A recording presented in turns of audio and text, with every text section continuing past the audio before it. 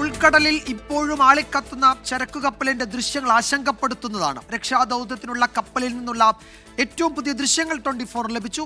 ആദ്യം ആ ദൃശ്യങ്ങളിലേക്ക്.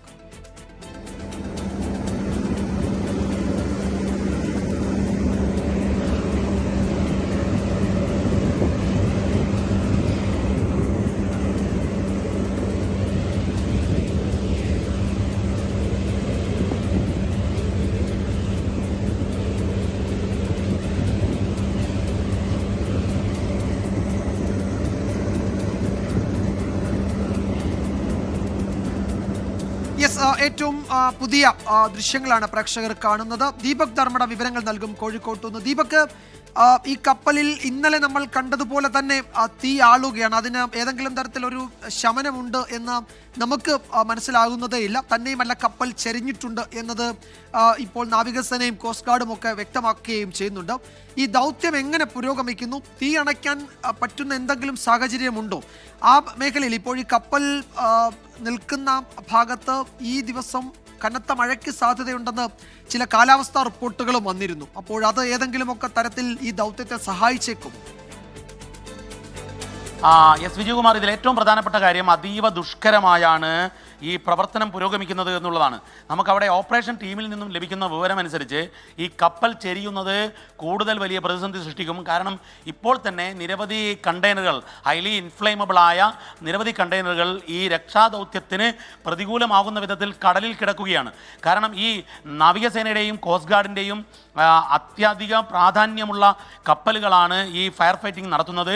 അതിൽ 2 കപ്പലുകൾ നിർണായകമായ, അതായത് സമൃദ്ധപ്രഹറും അതുപോലെ തന്നെ അർണവേഷ്, അതുപോലെ നമ്മുടെ സമൃദ്ധ്, ഇത്തരം കപ്പലുകളെല്ലാം തന്നെ വലിയ തന്ത്രപ്രധാനമായ കാര്യങ്ങൾ നിർവഹിക്കുന്ന കപ്പലുകളാണ്. അതുകൊണ്ട് തന്നെ ഈ കപ്പലുകളും ഒരു സുരക്ഷിത അകലം പാലിച്ചുകൊണ്ട് മാത്രമേ ഫയർ ഫൈറ്റിംഗ് നടത്താൻ സാധിക്കുന്നുള്ളൂ. ഈ കപ്പൽ ചെരിഞ്ഞതിന് ശേഷമുള്ള പ്രശ്നം തീ ആളിപ്പടരുന്ന സാഹചര്യം.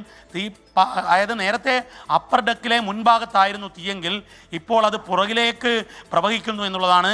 പുറകിലേക്ക് തീ പടരുമ്പോഴുള്ള ഏറ്റവും വലിയ പ്രശ്നം ഇത് താഴേക്ക് പടർന്നാൽ കഴിഞ്ഞാൽ ഈ മെക്കാനിക്കൽ സെക്ഷനിൽ കഴിഞ്ഞ് പിന്നീട് ഇതിൻ്റെ ടാങ്കറുകളാണ്, ഇതിൻ്റെ ഫ്യൂവൽ ടാങ്കർ റിസർവ് ടാങ്കറിലേക്ക് മാറിക്കഴിഞ്ഞാൽ തീ പടർന്നാൽ അത് വലിയ പൊട്ടിത്തെറിയിലേക്ക് പോകും.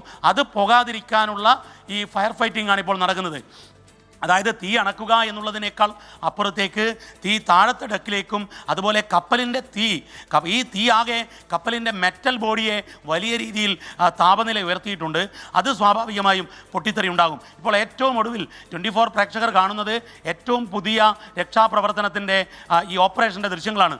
അതും ഈ കപ്പലിനകത്ത് നിന്നും പകർത്തിയ ദൃശ്യങ്ങളാണ് ഇപ്പോൾ പുറത്ത് കാണുന്നത്.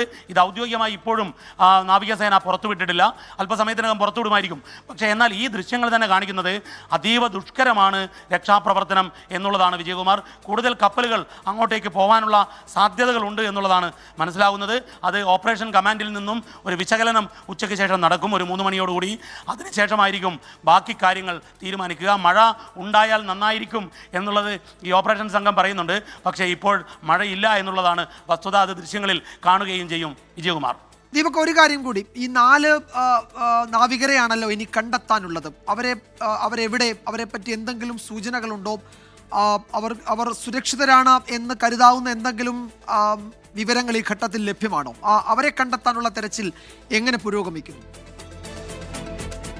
വിജയകുമാർ, വേദനാജനകമായ കാര്യം, അവരെക്കുറിച്ചുള്ള ഒരു വിവരവും ഇതുവരെ ലഭിച്ചിട്ടില്ല എന്നുള്ളതാണ്. കാരണം കപ്പലിനകത്ത് അവരുണ്ടെങ്കിൽ തന്നെ അവരുടെ ജീവൻ അപായപ്പെടാനുള്ള സാധ്യത ഏറെയാണ്. കാരണം കപ്പലിലെ അക്കോമഡേഷൻ ഏരിയയിലേക്ക് പോലും തീ പടർന്നു കഴിഞ്ഞു എന്നുള്ള വിവരമാണ് നമുക്ക് ലഭിക്കുന്നത്. ഈ 4 പേരെക്കുറിച്ചുള്ള ഒരു വിവരവും ഇമിഗ്രേഷൻ ക്ലിയറൻസിലേക്ക് പട്ടികയിൽ 4 പേരുടെ പേര് കിട്ടി എന്നുള്ളതല്ലാതെ അവർ എവിടെയുണ്ട് എന്നുള്ളത് ഒരു തരത്തിലും വിവരം ലഭിച്ചില്ല. മാത്രമല്ല, ബേപ്പൂരിൽ നിന്നും പോയ ചാർലി വെസലായിരുന്നു, അതായത് ഫാസ്റ്റ് ട്രാക്ക് വെസലാണത്. ആ വെസൽ ഉപയോഗിച്ചുകൊണ്ട്, ചാർലി 144 എന്നാണ് ആ വെസലിൻ്റെ പേര്, അത് ഉപയോഗിച്ചുകൊണ്ട് വലിയ രീതിയിലുള്ള തെരച്ചിൽ നടത്തിയിരുന്നു. ഇതുകൂടാതെ തന്നെ ഈ പർണവേഷും ആ രീതിയിലുള്ള തെരച്ചിൽ നടത്തി. പക്ഷേ തെരച്ചിലിൽ ഒന്നും കണ്ടെത്താനായില്ല എന്നുള്ളതാണ് ഏറ്റവും വേദനാജനകമായ കാര്യം. ഇപ്പോഴും അതിലേതെങ്കിലും സുരക്ഷിതമായി അവർ എവിടെയെങ്കിലും ഉണ്ടെന്ന് വിശ്വസിക്കാവുന്ന വിവരങ്ങൾ പോലും ഈ സേനാ അംഗങ്ങളിൽ നിന്നോ അല്ലെങ്കിൽ ഓപ്പറേഷൻ ടീമിൽ നിന്നോ ലഭിക്കുന്നില്ല എന്നുള്ളതാണ് വസ്തുത. വിജയകുമാർ. യെസ്, ആശങ്കാജനകം തന്നെയാണ് അവിടുത്തെ ആകെ സാഹചര്യം പരിശോധിക്കുമ്പോൾ മനസ്സിലാകുന്നത്. 4 പേരെ പറ്റിയും വിവരങ്ങളൊന്നുമില്ല. അവരെവിടെ എന്ന് സംബന്ധിച്ച് എന്തെങ്കിലും സൂചനകൾ ഈ ഘട്ടത്തിൽ നൽകാൻ കഴിയുന്നില്ല. മറ്റൊന്ന്, ആ കപ്പൽ ഇപ്പോഴും കത്തുകയാണ്, അത് ചരിയുകയും ചെയ്യുന്നുണ്ട്.